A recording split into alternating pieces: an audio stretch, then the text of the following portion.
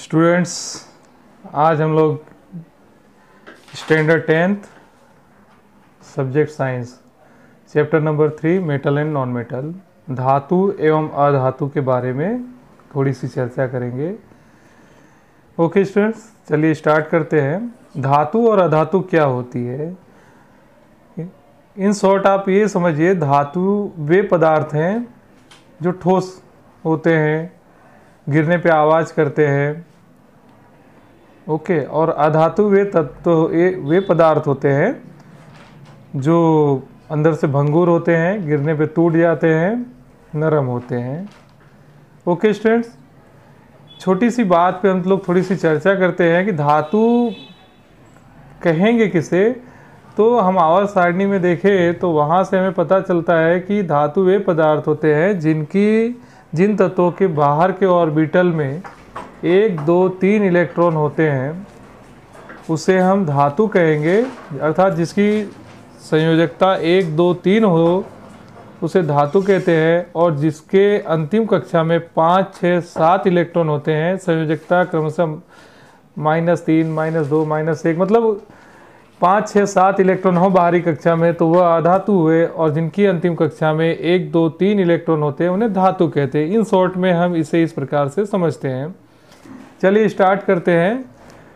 9वीं कक्षा में आपने कई तत्वों के बारे में पढ़ा होगा। आपने देखा कि किस प्रकार तत्वों को उनके गुणधर्मों के आधार पर धातु एवं अधातु में वर्गीकृत किया जाता है।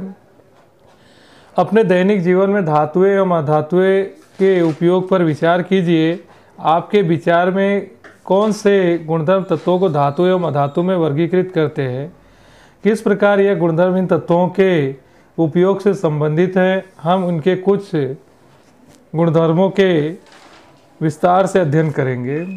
ओके स्टूडेंट, तो हम इन शॉर्ट में चर्चा किए कि धातु वे पदार्थ हैं जो गिरने पे आवाज़ करे, ठोस अवस्था में पाए जाए, जिन्हें खींच करके तार बना सकते हैं, पीट करके उन्हें पतरा बना सकते हैं, चादर बनाई जा सकती है। इसी के अपोजिट में देखें तो वे अधातुए वे पदार्थ होते हैं जिन्हें हम अगर गिराते हैं वह टूट जाते हैं, अंदर से भंगुर होते हैं। और इनको ये जो होते हैं विद्युत के कुचालक होते हैं, अचालक होते हैं। धातुएं विद्युत की चालक होती है। कुछ धातुओं को हम चाकू वगैरह से काट सकते हैं, जैसे सोडियम वगैरह है। ओके स्टूडेंट्स, चलिए हम इसके भौतिक गुणधर्मों को देखते हैं। धातु, इन पदार्थों के भौतिक गुणधर्मों की तुलना करके समूहों में अलग करना सबसे आसान है। इसके अध्ययन के लिए हम निम्न क्रियाकलाप की सहायता करते हैं।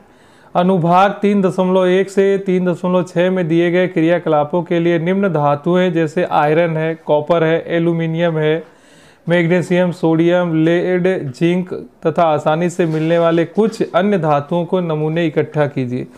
देखिए, ये सभी प्रकार के जो तत्व आप देख रहे हैं, ये सभी एक प्रकार के धातु हैं, क्योंकि जब हम इनका इलेक्ट्रॉनिक विन्यास करते हैं तो इनके बाहर के कक्षा में क्रमशः 1, 2, 3 इलेक्ट्रॉन होते हैं, इसलिए इन्हें धातु कहा जाता है।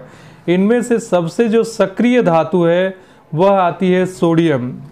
सोडियम इतना सक्रिय है, यदि हम उसको बाहर हवा के उपस्थिति में रखते हैं, ऑक्सीजन की उपस्थिति में बाहर रखते हैं, तो वह तुरंत ही जल उठता है। ऐसा न हो, इस कारण से उसे केरोसिन में डुबा करके रखा जाता है। ये इतना सक्रिय धातु होती है। ओके स्टूडेंट, चलिए हम लोग आगे देखते हैं। अपने शुद्ध रूप में धातु की सतह चमकदार होती है। धातु के इस गुणधर्म को धात्विक चमक कहते हैं। इन शॉर्ट आप समझिए कि धातु वे पदार्थ हैं जो दूर से देखने पर चमकती हुई दिखाई देती हैं। उसके चमकने के इस गुणधर्म को हम धात्विक चमक के रूप में जानते हैं।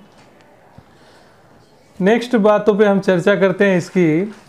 तो नेक्स्ट बातें जो है इसकी क्या है, चलिए देखते हैं। तो आप देखेंगे कि धातुएं सामान्यतः कठोर होती हैं। प्रत्येक धातु की कठोरता अलग अलग होती है। हमने स्टार्टिंग में ही डिस्कशन किया कि धातुएं वे पदार्थ होते हैं जो कठोर होते हैं, जिसको पीट करके उस पे से पतरा, चादर इस प्रकार की बनाई जा सकती है। धातु की कठोरता अलग अलग होती है। आप देखेंगे कि कुछ धातुओं को पीटकर पतली चद्दर बनाया जा सकता है। इस गुणधर्म को आघात वर्ध्यता कहते हैं। अच्छा, आघात वर्ध्यता का सबसे ज़्यादा गुणधर्म पाया जाने वाला कोई पदार्थ है, वह है सोना और चांदी। सोना और चांदी जो होती हैं सबसे ज़्यादा आघात वर्धय होती है। ओके स्टूडेंट्स, तो परीक्षा में यदि पूछा जाए सबसे आघात वर्धय धातु कौन सी है, तो हम ये उसका उत्तर लिखेंगे सोना और चांदी जो है सबसे आघात वर्धय धातु होती है। अब दूसरी तरफ से हम बात करें कि धातुएं क्या होती है, तो धातुएं जो होती है, यदि धातुओं को हम खींच करके लंबा तार बनाया जा सकता है। सोना एक ऐसी धातु है जिसे खींच करके हम 2 किलोमीटर लंबा तार बना सकते हैं। धातु के पतले तार के रूप में खींचने की क्षमता को तन्यता कहा जाता है। सोना सबसे अधिक तन्य धातु है। आपको यह जानकर आश्चर्य होगा कि 1 ग्राम सोने से 2 किलोमीटर लंबा तार बनाया जा सकता है। वेरी मोस्ट इम्पोर्टेंट लाइन है ये, आप इसे याद रखिए कि सोना जो है, गोल्ड जो है, 1 ग्राम गोल्ड के उपयोग से हम 2 किलोमीटर लंबा तार बना सकते हैं। इससे कहा जा सकता है कि तार बनाने का जो ये गुणधर्म है इसको तन्यता कहा जाता है, बराबर। पतरा वगैरह या चद्दर बनाने का जो गुणधर्म है उसको आघात वर्ध्यता कहते हैं। आघात वर्ध्यता तथा तन्यता के कारण धातुओं को हमारी आवश्यकता के अनुसार विभिन्न आकार दिए जा सकते हैं। क्या आप कुछ धातुओं के नाम बता सकते हैं जिनका उपयोग खाना पकाने के बर्तन के लिए किया जाता है? क्या आप जानते हैं कि धातुओं का उपयोग बर्तन को बनाने के लिए क्यों किया जाता है? इसका उत्तर पाने के लिए आइए हम निम्न क्रियाकलाप करते हैं। तो स्टूडेंट, क्रियाकलाप जो है एग्जाम के व्यू से इतना इम्पोर्टेंट नहीं है, तो हम उससे आगे बढ़ते हैं थोड़ा सा।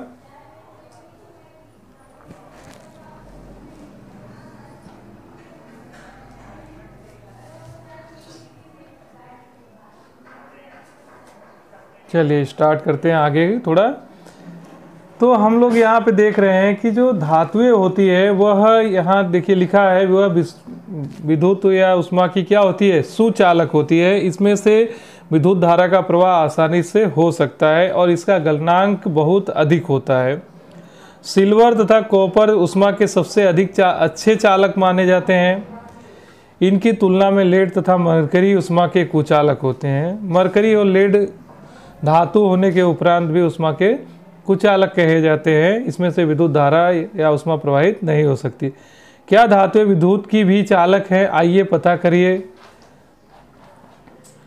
आपने अवश्य देखा होगा कि जिस तार से आपके घर तक बिजली पहुंचती है उस तार पर पॉलीविनाइल क्लोराइड अर्थात पीवीसी अर्थात पॉलीविनाइल क्लोराइड प्लास्टिक है अथवा रबड़ जैसी सामग्री की परत चढ़ी होती है। विद्युत तार पर ऐसे पदार्थों की परत क्यों होती है?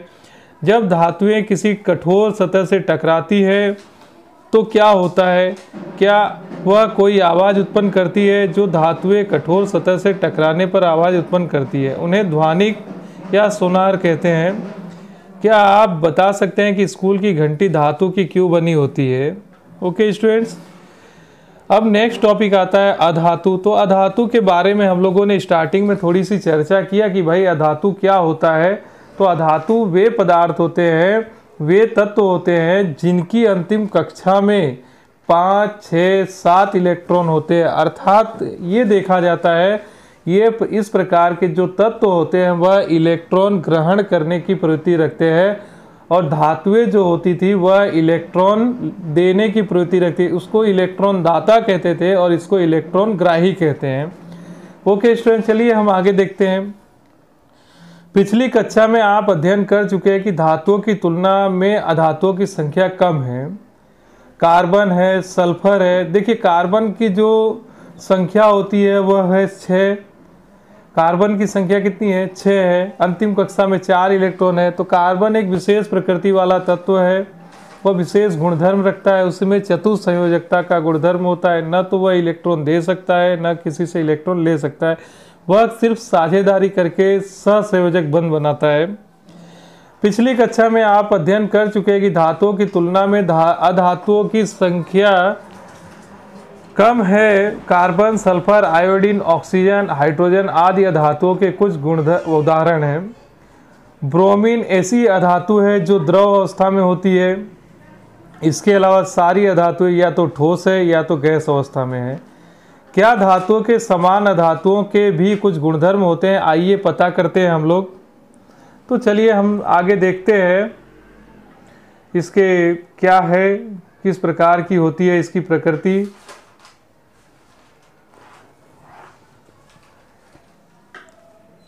तो धातुएं एवं अधातुओं से संबंधित प्रेक्षण की सारणी दी गई है, जो हमारे लिए इतनी इम्पोर्टेंट नहीं है।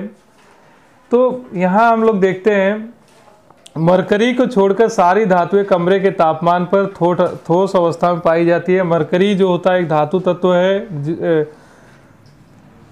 उसे पारा के नाम से जानते हैं, जिसे थर्मामीटर में उपयोग किया जाता है।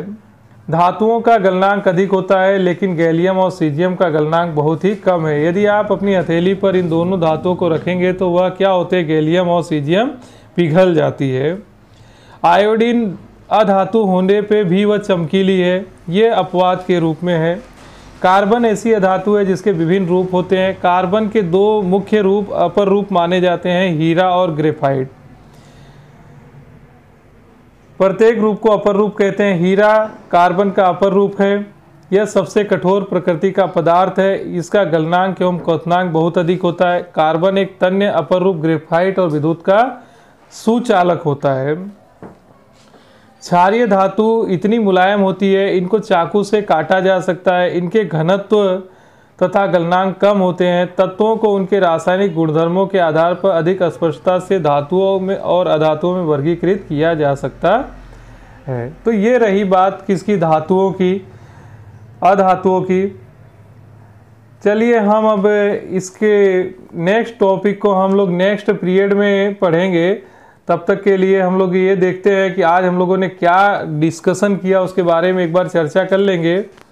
अधिकांश अधातुएं ऑक्साइड प्रदान करती है, जो जल में घुलकर अम्ल बनाते हैं। वही अधिकतर धातुएं क्षारीय ऑक्साइड प्रदान करती है। अगले भाग में आपको धातुओं के ऑक्साइड के बारे में जानकारी मिलेगी।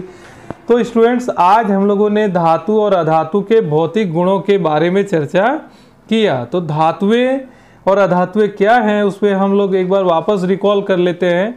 धातुएं अगर हम तत्वों के रूप में देखें, जिनके अंतिम कक्षा में 1, 2, 3 इलेक्ट्रॉन होते हैं, उन्हें हम धातु के नाम से जानते हैं। और जिनकी अंतिम कक्षा में 5, 6, 7 इलेक्ट्रॉन हो, उससे अधातु के नाम से जानते हैं।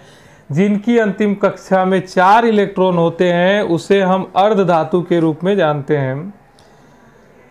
तो धातुएं कैसी होती है, तो धातुएं ठोस होती हैं, चमकीली होती है, वह कठोर होती है, गिरने पे आवाज़ उत्पन्न करती है, वह खींच करके हम उसे लंबा तार बना सकते हैं, पीट करके चादर वगैरह बनाई जा सकती है। सोना एक ऐसी धातु है जिसके 1 ग्राम धातु को पिघला करके हम 2 किलोमीटर लंबा तार बना सकते हैं।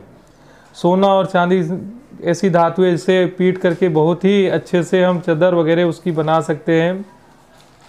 वहीं अधातुओं की बात करें तो अधातुएं कैसी होती है, नरम होती है, मतलब भंगूर होती है, गिरने पे टूट जाती है।